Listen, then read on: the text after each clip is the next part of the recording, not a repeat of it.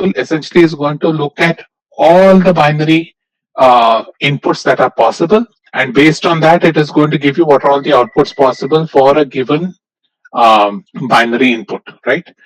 Now, the reason we do minimization is because once you have to put it on hardware, many a times when you have multiple minterms, it turns out that they can be reduced to terms with less number of literals. So again, keep in mind a couple of words, right? Literals. Literals basically tells you how many signals are needed to generate a particular product term or a particular sum term.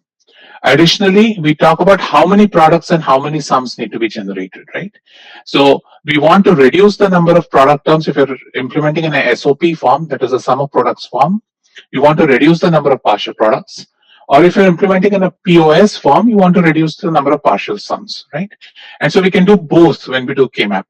And once we reduce it down to the minimized form, then that lends itself to simplified gate level implementation. So the whole reason we do this, because this helps us get down to gate level implementation. Now, in some of the examples which I might try to get to today or on Monday, you realize that sometimes the minimized form may not essentially be the most advisable way to implement. And you'll see that once you start doing more and more design, and this is unfortunately which comes out of experience, you begin to see, and that's, and by the way, this is something in any design class you need to have that in your mind. Design only gets better with experience that you have, right? So as you start doing more and more design, you begin to see patterns, and you would have seen that, okay, this can be minimized in a particular fashion, and so we can go ahead and do that. Okay, so what I'll do is let's start with the class, and then as and when that particular point shows up, I'll highlight it to you guys. So far in K-maps, we've been doing SOP minimization. That is, we took the K-map, which was a bunch of minterms, and then we tried to implement that using a SOP form. So let's do the inverse. So you can use the same logic, and somebody already mentioned in class last time. We can also use the same K-map logic to convert into a POS form. So how do you go about doing that? A question to the class. Suppose I have F, which is expressed in a canonical SOP form. I apologize, I didn't have a canonical SOP. Suppose I've expressed F in some canonical SOP form. Then how do you express F prime? How are F and F prime related in terms of their canonical forms? Correct. So Manav is correct, right? Remember always, and it's key to understanding is that minterm MJ is equal to maxterm MJ, right? Sorry, event, right? So anytime you want to implement a function in its minterm, it can be implemented, the complement can be implemented using the same maxterm, right? Because if a function is 1 for a given minterm, then that function will be 0 for the same maxterm in its complement, right? So always remember this. So now when you want to implement a POS form, right? So let's try and do this. Some of you try to do this, we'll walk through if you want to take it as a challenge. Do this, and then I'll walk through for those. We'll do it together. So remember this. So the clue is what you should think about doing is this. Let me give you a clue. So F is given to be a minterm sum of 0, 1, 2, 5, 8, 9, 10, right? So try and express what F prime would be in terms of a minterm sum. So remember, if F is written this way, it can be written as pi of the remaining, right? So if you go from 0 to 16, you have 3, 4, 5 is here, 6, 7, 8, 9 are there, 10 is there, and then 11 to 15, right? So I can write F either as the sum of these minterms, or I can write it as a product of these maxterms, right? And so if I have to now think about F prime is basically convert these maxterms to minterms, right? So I can write my F prime as 3, 4, 6, 7, 11, 12, 13, 14, 15. And what I'll do is I'll minimize this to a SOP form. So once I minimize this to an SOP form, now if I want to get F to the POS form, I'll just take the complement of my minimized SOP, and the complement of my minimized SOP will give me my minimized POS, right? So once I find the minimized version of this F prime, then taking the complement of that will give me the minimized POS version of F, right? So why don't you guys attempt this and tell me what your F prime and SOP is. So again, if nothing is given, remember my convention is to do this.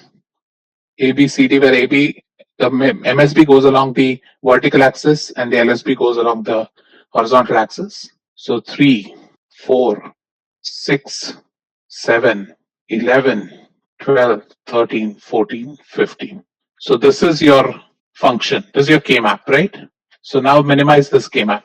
Okay, so let's try and do this. Let's first start with, so we have a 4-variable K-map. 4-variable K-map will have 16 terms, right? So let's start with, is there a square of 16? No. Let's come down to the next lower power of 2, 8. I don't see any groupings of 8 here. So that's also ruled out. Let's now come down to groupings of 4.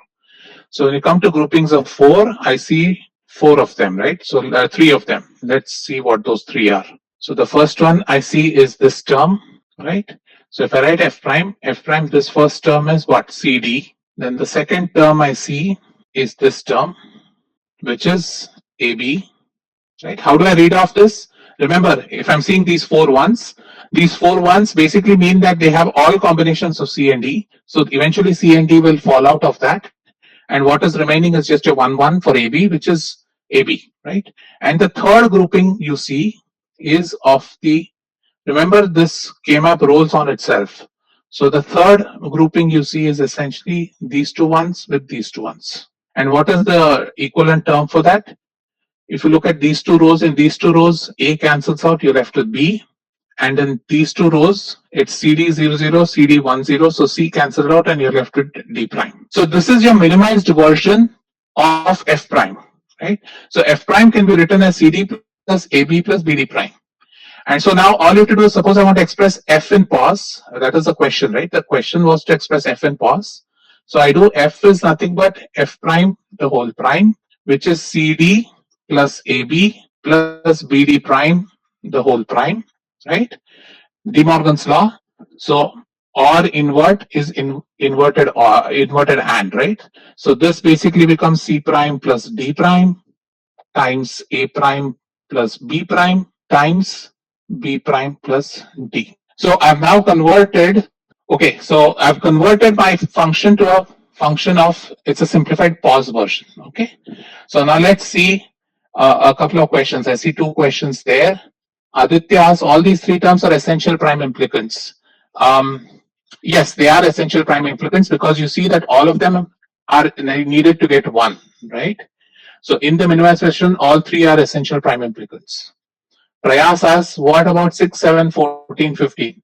Prayas, 6, 7, 14, 15 will be a solution. It's a prime implicant. But if you take 6, 7, so let's take 6, 7.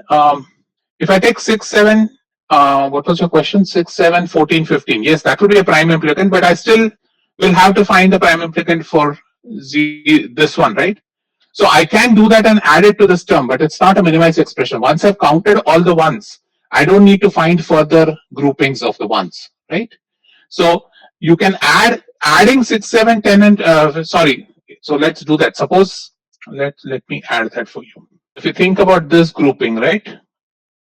Let's think about this grouping. What is this grouping? This grouping is basically these 2 rows. Again, it's B prime, right? And these 2 rows is essentially C. So I can do this and add this. But then you can see consensus theorem here.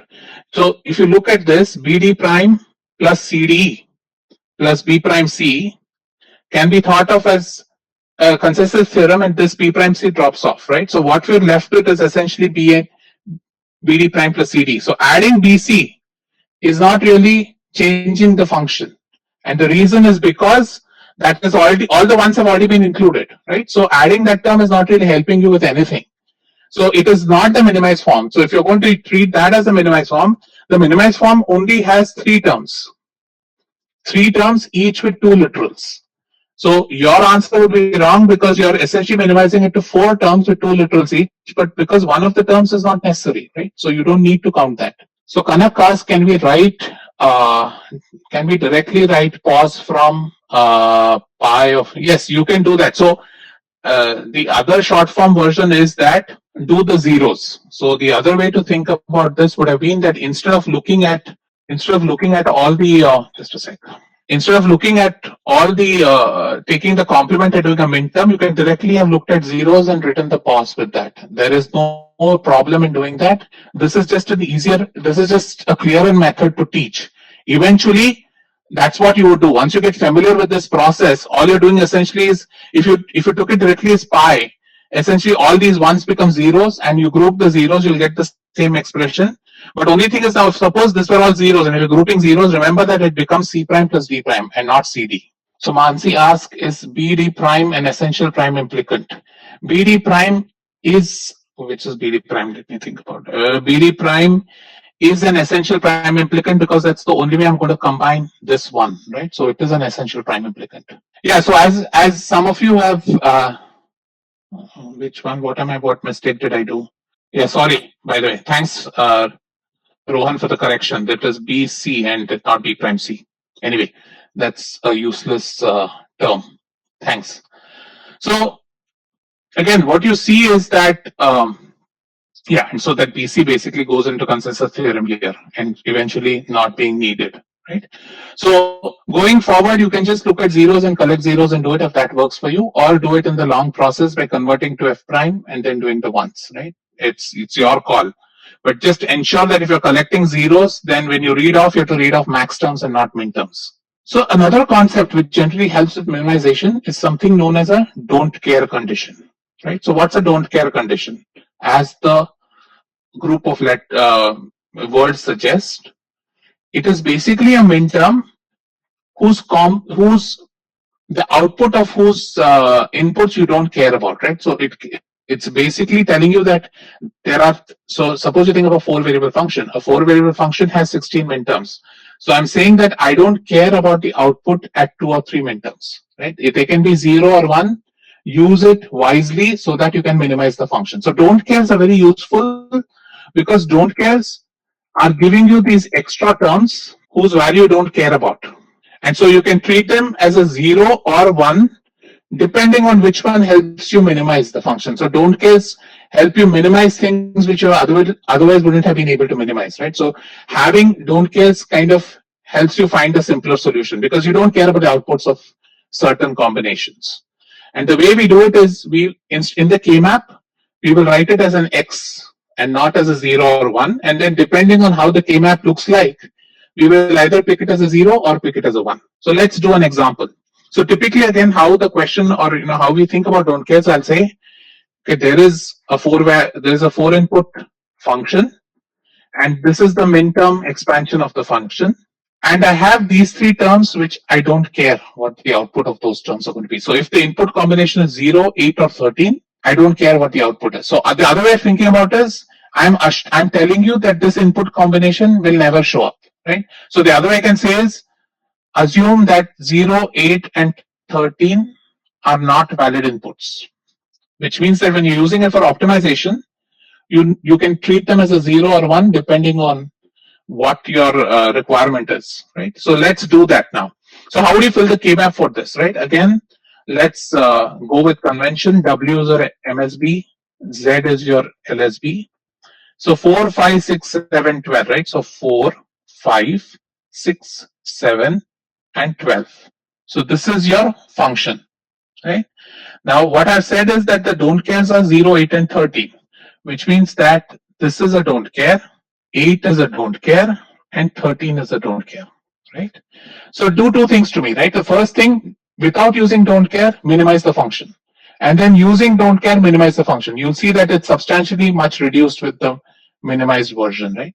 Again, the goal is same. You want to find all the terms which include all the ones. So if I don't use min terms, so let's assume if I don't use don't care, I'm using 2 negatives, sorry, but if I don't use the don't care condition, then basically I see this one grouping here, which is going to be your W prime X, and then I need to include this 1. So if I didn't have these don't cares, I would have just used one grouping here, which would have given me X, Y prime, Z prime, right? So this would be my implementation if I didn't have the don't cares, right?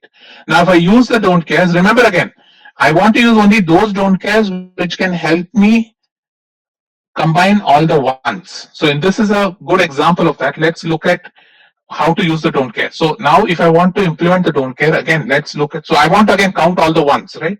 So I know that W prime X contains 4 out of the 5 ones in the expression. Now when I want to look, now the question is about this straggler one, which is sitting here, right? This one is the straggler.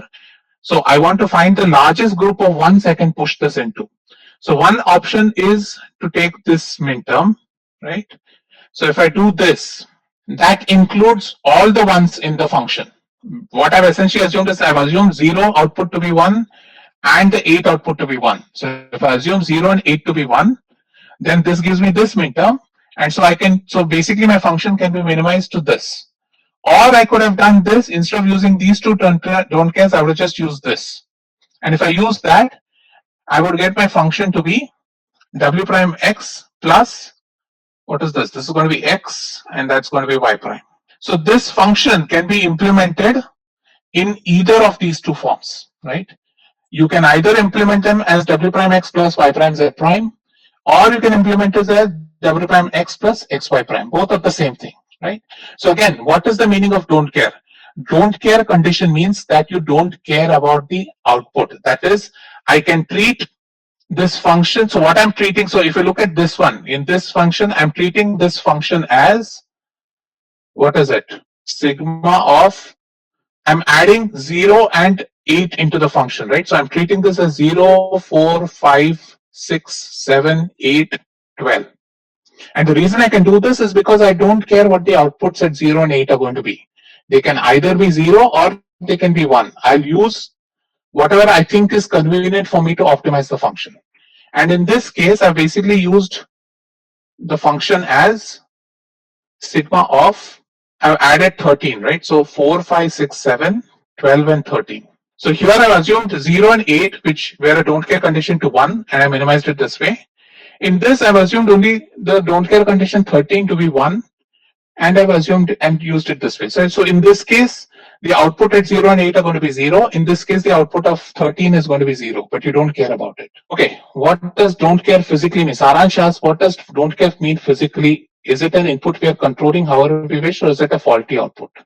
So Saransh, it's not a faulty output. For example, let me give you a clue. Suppose I say, design a converter to convert a BCD number into a binary number. Suppose you want to design a circuit which converts a BCD number to a binary number.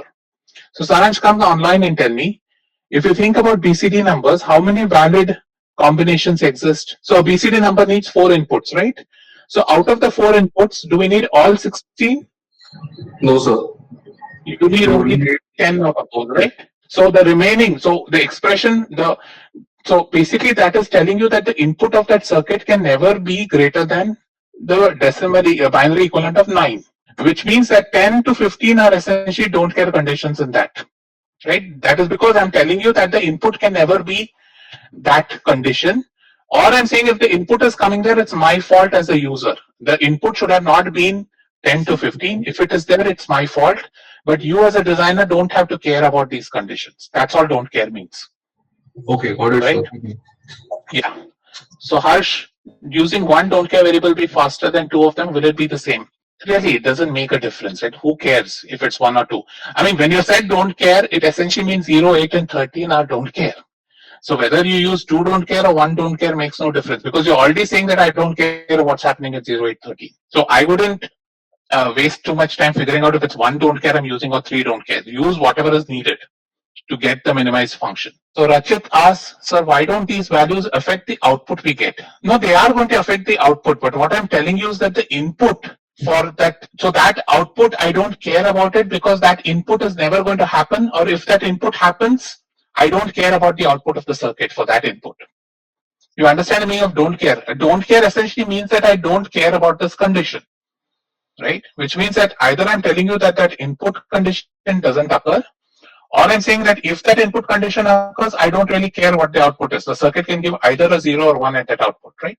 So that's essentially the power of don't care. Is when you give don't cares, you're basically giving extra variables of freedom for you to optimize. Am I clear? Yes, sir. Thank you. Yeah. So Rushikesh asks, since we don't care about these outputs, can we regard them as insignificant, even if they? Yeah, they are not insignificant. They don't care. So there is no significant to it. So exactly.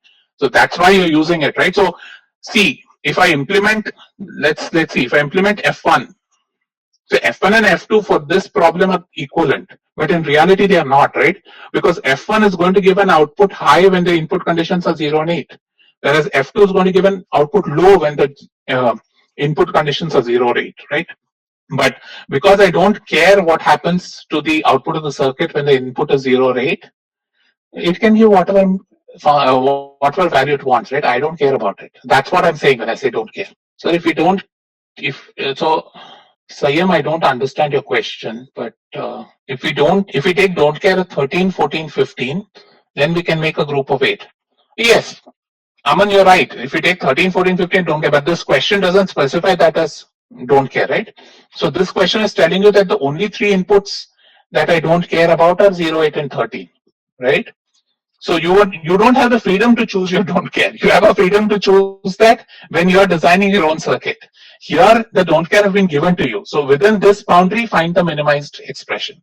I hope I've answered the question for, I don't know which is your first name in that, but Madhin Vyas. Okay. All right. So let's do another example. So do the same thing now using, I want you to give me a POS simplified expression. But here I've given you again don't cares, right? So let's do the same thing now for a POS implementation. So it's the same question as above. In the previous one, I've now asked you to do a POS implementation. So this time let me do it with zeros so that you can, we'll figure that out. Yeah, Rachit asks, can we say that physically the outputs at these values will not be utilized in a circuit? Exactly. Rachit, that's what exactly it means. Right, so again, let's think about this. So I want to implement this as a function of a POS implementation, right? So let's write POS. So F prime can be written as 0, 1, 2, 3, 4, 5, 6, 7 is here, 8, 9, 10, 11, 12 is there, 13, 14, 15, right? Now I'm saying that the don't care conditions still remain the same, right? So the don't cares are still 0 at 13. So I can keep the don't cares as also 0 at 13, right? So, which means that I can remove this, I can remove this, and I can remove this. So now let's put in all the zeros. So 1, 2, 3, 9, 10, 11, 14, 15. This is a don't care. This is a don't care. So this is what my expression looks like. Everybody following me, or is there some? Remember, in the pi version, so let's go back here. The ones were sitting at 4, 5, 6, 7, and what is that, 12, right? So which means that the zeros are everywhere else. That's what it means, right, in the K-map. So when I look at a truth table, right, I can think of it as a sum of all the min terms or the product of all the max terms, right? So what I'm doing in the K-map, for example, is instead of ones, I'm filling the rest of them with zeros, right? So that's all I'm doing. Everybody following what I'm doing here? Now let's group them. So now I have to ensure that I collect all the zeros in the expression. So 1 0 can be collected with all, so these, I can use this group of 8 zeros here, and they are all going to be collected into one expression, right? So this is going to be what? It has all YZ, so I don't have to worry about it. Here W is 0 and 1, X is 0. So this is going to be, I guess I made a mistake, sorry, it shouldn't be F prime. My mistake, sorry. So F is written as X, right? This is your first sum term is just X because it's just a combination of the 8 zeros, right? Now let's look at the second. Now again, when you're doing the POS expression, you need to ensure you've included all the zeros. So the other term that you want to include is going to be the group of 4 here. And the group of 4 here is essentially what? Is with when W is equal to 1 or when Y is equal to 1, right? So which is W prime plus Y prime. So that's your expression in the POS form. Okay. Now look at the 2. In the SOP form, what did you get it as? In the SOP form, because it was, what was it in the SOP form? Sorry. W prime X plus X prime XY prime. So W prime X, what was it? XY or X prime Y? XY prime, okay. Right? So it's the same function implemented either SOP or POS. Now, because of the fact that we've used don't cares, right? these are not duals of each other, right? They're not duals of each other because of the fact that we've used don't care. So certain don't cares I've used somewhere else and certain I've not used somewhere, right? And so in this case, it's the same thing. If I do the other expression for f, where the hell is that? What was the other expression? W prime x plus y prime z prime. Right. So in these two, for example, I've used the same don't care conditions, and therefore they're equivalent to each other, right? Because I'm collecting x and writing as a product of sums. Or I can also express this function here where this function is not related to its POS form, right? And that's because it uses a different don't care, correct? So again, when don't care come into the picture, how you optimize really depends on which way you want to go, whether SOP or POS. So again, when you do the labs, this will become more and more clearer. So I'll take questions for 2 minutes and then I'll start the next chapter. So by the way, you could have, if you don't like this method, please stick to this f prime method and do it also. It's up to you. There is no, whatever works, whatever is easy for you to understand, use that method. It isn't one as important than the other. So, Anurag asked, do we need to include every don't care? No, you absolutely do not need to include every don't care. Don't care is a flexibility that you have. If you don't want to use it, don't use it.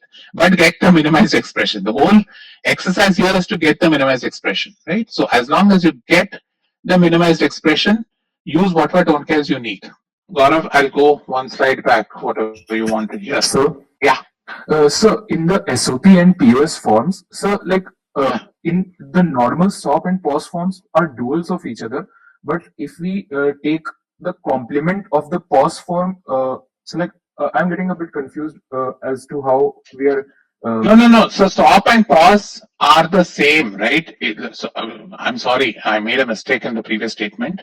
When you look at the function, you can write it either as a SOP or a pause form, right? And if you expand the SOP or the pause, you'll get to the other version, right? So you can write any Boolean function as a SOP or a pause. So in this example, right, if you open up the pause term, you'll get the SOP function, right? So in this case, it's very trivial. So by the way, if you go to the next, like if you see here, right? If you look at these two expressions, I can write f as either this or I can write this way. And all I'm doing is opening up the brackets here, right? Yes, So the SOP and pause are just different ways of looking at a function. They have to be the same function. What I meant to say here was that suppose you've done pause this way and instead you did SOP this way, you see that they're not the same function. yes, And in reality, they're not, but for this small application, because of the don't care conditions, they are the same for me in this very specific question, right? so in a question where we don't have don't cares, it would be right to say that the SOP and POS are the same and dual of each other. No, they are the same. They're not duals. They're the same of each other. They're the same, right? Okay. Because remember, whom am I speaking to, by the way? Ritvik. So remember, Ritvik, that two functions can be duals of each other. That means they're not equivalent function. A dual is not equivalence, right? Okay. Remember, when we talk about equivalence, means they should give the same binary answer for the same input combination. So duals are not equivalence. Okay? Yes, sir. Yeah. Thank you. All right. Can you explain? Manthan, we'll do prime implicants next week when I do QM. I'll go over the entire prime implement again with you. So Anurag, in POS implementation, what if I include D13? Well, you can include D13, but it's going to add a term which you don't care about, right? I mean, I don't know how you'll include D13 and how does that help you? Because again, remember here we want to ensure that we include all the zeros. So as long as I've done that, adding that 13 is going to add another term which may not be of any use to me. So I would say that there's no value in adding 13. You can add that and add another product term to your expression, which will be worthless. So Karnaugh, we'll come back to duals much later. Actually, duals are very helpful when we do large scale minimization, which unfortunately in this class we won't do, but it's a concept that I want you to remember. If you take any minimization classes later or logic classes later, then the duals kind of help you understand that. Here, all you just need to remember is duals and just where ands and ors are replaced with each other. So that's the only dual we'll talk about in this class. But the actual significance of that will not be apparent to you in this class. If you take more logic minimization classes, then that will become more clear to you. Okay, so with this, So what we are now going to talk about is how do we, so we've spent the last few weeks figuring out, okay, one last question. Avi asked, what if the don't care is given in pi? Do you really care, Avi, if the don't care is given as pi or as midterms? Does it make a difference to you? No, right? So you don't care whether value is 0 or 1, huh? So it doesn't make any difference to you. Sir, Huh. one thing on that, like if I am doing the SOP form and the don't care is in the POS form, still I can take that thing. I don't care about it, right? Right. So the PO, so when it's in SOP or POS, what does it mean? It means that that particular max term or that particular min term is of no importance to me. So it can be a 0 or 1. You don't care, right? So it's that index of the max term which is important. If you so if you looked at my previous example, I used it as a pi, right? I don't care because I don't care if that max term has an output of 0 or 1 or the max term has a min term has an output of 0 or 1 for that given index, right? So that index is essentially worthless for the implementation. Anurag, we'll get to your question later. Talk to me in the, after the class. Okay. Is there a technique to check if an expression cannot be simplified any further other than inspection? I know there is not. Again, when we do QM, it slightly become more clearer, but unfortunately there isn't. But the good thing is we have a lot of softwares available. So a lot of these things that you're doing in this class, eventually in real world, all of this will be automated. The minimization will be automated. So you have to do very little minimization. But it's important to understand concept because sometimes you can't automate everything. So that's where the skill in of the engineer comes in. So Rishabh has a good point. In the K-map, you'll see no more grouping will be possible, right? So if that's so, we'll look at some examples as we go through. So now we'll try and see how to implement all these circuits, right? So there are a lot of forms of implementing digital circuits. We looked at some of these prior. So the simplest forms are the AND or the OR. So when I start listing implementation this way, it means that's a two-level implementation. Like if I say AND OR, it's a two-level implementation where the first level is made up of a bunch of AND gates and the second level is made up of a bunch of OR gates. And similarly, I talk about OR AND implementation, or I can talk about the fun implementations, which are the NAND, NOR, XOR, and XNOR. So let's look at the two cases, simple cases. So if I have an expression in a SOP form, right? So what kind of an implementation does it lend itself to? So remember, this is a sum of products. So what kind of implementation would I do if I told you you had AND and OR gates? Right, AND OR, perfect, right? So what are you doing? It is a sum of products, right? So the first step would be is create products and to then sum the products, right? So your first stage of creating the products is basically your AND stage. And then summing the product is your OR stage, right? And so the flip version of that would be if you're doing a product of sums, first step would be to create sums or create partial sums, which is an OR level implementation followed by a product. So again, keep this in mind that when you're going to implement a SOP form, it quickly lends itself to an AND OR implementation. Whereas if you're doing the POS form, it lends itself to an OR AND implementation, right? So this implementation, you do the AND first, followed by an OR, is called as the AND OR implementation. And here you're doing an OR first, followed by the AND, right? So, and this is natural. And why this is important will become clearer as we go through, right? So let's do a simple question. Let's try and see how to implement this function in both SOP and POS and draw the circuit diagram for it. So what I'm asking you is draw the circuit which implements this function using a bunch of gates. And when I've not mentioned any particular gate, it means that you can use any number of inputs to a given gate, right? So let's do it. For now, let's just keep it very simple. And let's say, how do you implement the circuit in a SOP or POS form? So first minimize this expression, right? So if it's F2, 6, 7, 8, 12, 13. So 2, 6, 7, 8, 12, 13. There are no don't cares here. So what does this Boolean expression reduce to in the SOP form? Anybody? What is the minimized version of this expression in the SOP form? Why a question mark, Manav? You're right. Rahul, how did you minimize it to 2 literals per term? Okay, let's take a look at this. So let's again start. It's a 4 variable function. So if it's a 4 variable function, It can have up to 16 minterms. Are there any groups of 16? No. Come down one order of 2, 8? No. 4? No. Right? So the only groups you see are groups of 2. So there is this one group, this one group, similarly this one group, and this one group, right? Correct? You only see 4 groups of 1 each, right? So quickly you can write the expression as, if you look at this first group, the first group, A is A prime, B cancels out, and you're left with CD, so it is CD prime. If you look at this group, this goes as AB is 0, 1, so it's A prime B, right? And if you look at these two columns, 1, 1 and 1, 0, so the D cancels out, C is 1, so it's A prime BC. Third group, which is this group here, this group has AB 1, 1, so it is AB. Between these two columns, C is 0, D cancels out, so this is ABC prime. And the last group you have is CD is 0, 0, A is 1, B cancels out. Right? So this is the minimized SOP form of this function. And so how do I implement it in the circuit? Again, now it's very simple, right? You'll need 4 3-input AND gates. So this assumes that complements are available to you. So you don't need to specifically implement complements. So suppose I assume that I have complements available. Then basically I'm implementing every product through an AND gate. So the output of this AND gate is your first product term. Output of the second AND gate is second, third, and fourth. And all I do is I push them into a 1 4-input OR gate. So if nothing was specified to you, this is how you'd implement this function, right, in the lab or in the breadboard.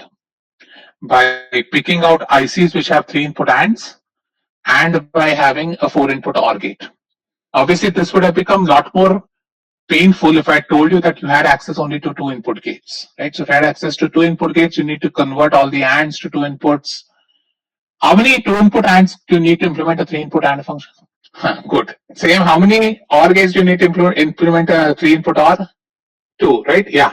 So again, because of the commutative nature of the AND and the OR function, it's very easy to convert the number of gates, right? So if I want a 3-input AND gate, if I want to implement it using 2-input gates, all I have to do is do AND of 2 of them at one time and then AND that product with the third input, right? So, okay. So now let's do the flip version of this. So let's implement it in the POS term.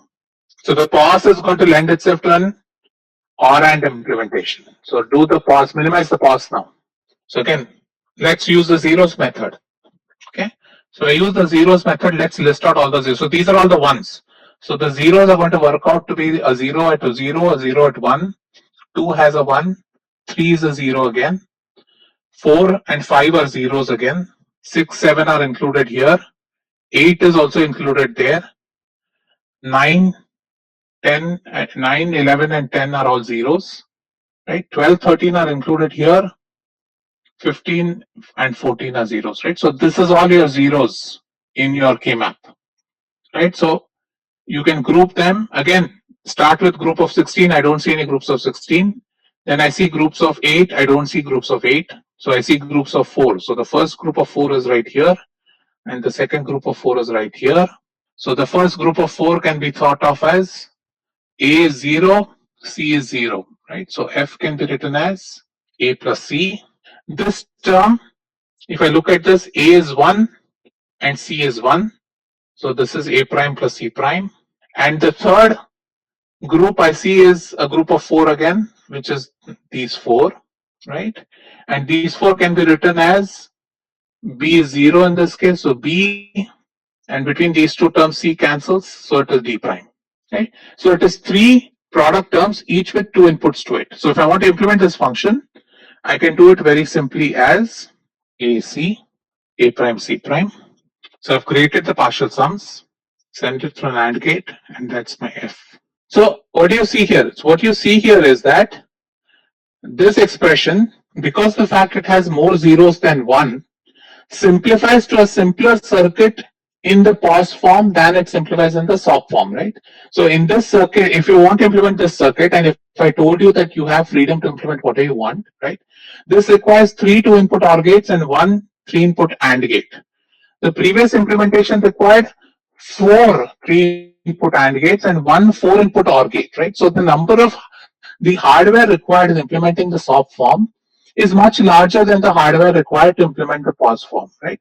And so in this case, suppose you had a choice. If you were a smart engineer, you would have employed the POS form to implement this function rather than the SOP form, right? And so as you do labs in this class, you'll begin to realize, unless specified, when you have a freedom to choose, pick and choose something which implements it in the least amount of hardware, because ultimately that's the goal, right? You want to implement it with the least amount of hardware that you can. So the other way to think about this, if you were to suppose the other way to implement this would have been, if I had given you one additional gate, would have been, I find what f prime is, right? F prime becomes a prime c prime plus ac plus b prime d. So if I now want to implement f using this kind of a function, right? Then I need to do the same. I can, so again, if you see this, right? Now if I want to implement this in AND OR, so in AND OR, what's going to happen is all your inputs are going to be flipped. You're going to have AND gates instead of OR gates here. This is going to become an OR gate and you stick an inverter at the end, right? So the way you would implement this can also be this way, right? So I can implement F either in the previous case with big fat gates, or I can implement, so this is the minimized form of implementation because this takes only 4 gates. The next minimized would be something like this, which takes 5 gates. And then the worst will be the other one, which takes 5 gates, which are 6 gates, no, 5 gates, which are much larger gates, right? So when you start implementing a function, now if I tell you, okay, what is the minimum hardware required? Now you have to start thinking there are different ways to look at a function. It's not always a unique implementation, right? So all three, if you work in the lab, would work fine, but are they the most minimized? Definitely, I would say that this form would be your most preferred if nothing else is given to you. If you were to choose completely with the information given to you, you would say that this is the minimized, this is the best way I can implement this particular function, right? So again, keep in mind that when you have to minimize something and draw the circuit diagram, unless otherwise specified, it might turn out that the POS form might be simpler to do than the SOP, right? So it's a good idea to check both. And you'll see that typically we'll see that if there are, again, as you keep doing more K-maps, you'll start visualizing them faster. So again, when you have more zeros than ones, the POS form tends to be better. When you have more ones than zeros, the SOP form tends to be better. Again, it's a generalization. Obviously, you can arrange the ones in such a way that nothing is combined, right? So that can be a math question, right? Arrange the ones so that minimum number of combinations are possible or something like that. So you can do network theory and figure out which are all the right combinations of K-map. But general rule of thumb is when you have more zeros, the POS form tends to be simpler, whereas with more ones, the SOP tends to be simpler. Okay, so I'll stop here and I'll take any questions. For those of you who are, don't have questions, we are done. I'll stop the lecture.